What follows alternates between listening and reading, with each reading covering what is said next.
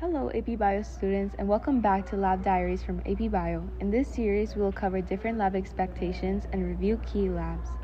This is episode 4, Enzyme Lab. Lab overview. The problem in this lab is, will catalase concentration affect the speed in which paper floats? The null hypothesis was, if a solution has a high amount of hydrogen peroxide, the substrate, it won't have an effect on the reaction rate. The hypothesis was, if a solution has a high amount of hydrogen peroxide, the substrate, then the reaction rate will be higher. Materials. The materials used for this lab were hydrogen peroxide, crushed ice, potatoes, distilled water, cheesecloth, a hot plate, and a thermometer. A 100 milliliter graduated cylinder, paper discs, beakers 50 milliliters, a blender, forceps, a plastic bin, and a large beaker. The procedure. Procedure part 1 was peel and cut 150 grams of potatoes, blend the potatoes with 150 milliliters of distilled water and ice for 30 seconds, then filter mix with cheesecloth and pour potato mixture with distilled water until the beaker reaches 200 milliliters. Label the 50 milliliter beakers and fill them with corresponding amounts. Dip paper disc with forceps into the catalyst mixture for 5 seconds. Then drain disc on paper towel for 10 seconds and place disc at the bottom of the labeled beaker and measure the amount of time it takes to reach surface. Repeat for all labeled beakers.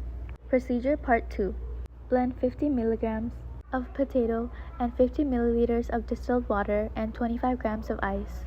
Label 9 cups as 1 through 9. Then fill labeled cups with corresponding substances. This should equal to 40 milliliters in total.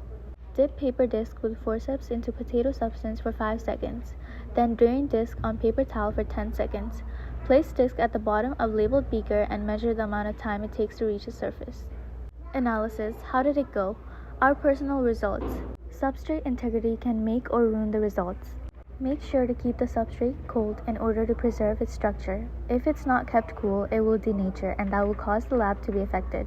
Make sure timing and measuring are as accurate as possible. Even the slightest data recording mistake can affect the expected outcome. Make sure to distribute tasks evenly with others. This may be, if not your first, one of the few first lab that you practice, so make sure everyone is included and knows what to do. Be open to negative results. It's not always guaranteed that you will do good in the first round. Make sure to learn from your mistakes and apply those learnings to your next lab. I hope our advice can improve your lab experience. In the following episode, we will discuss the mitosis in onion root cells lab. Thank you for listening.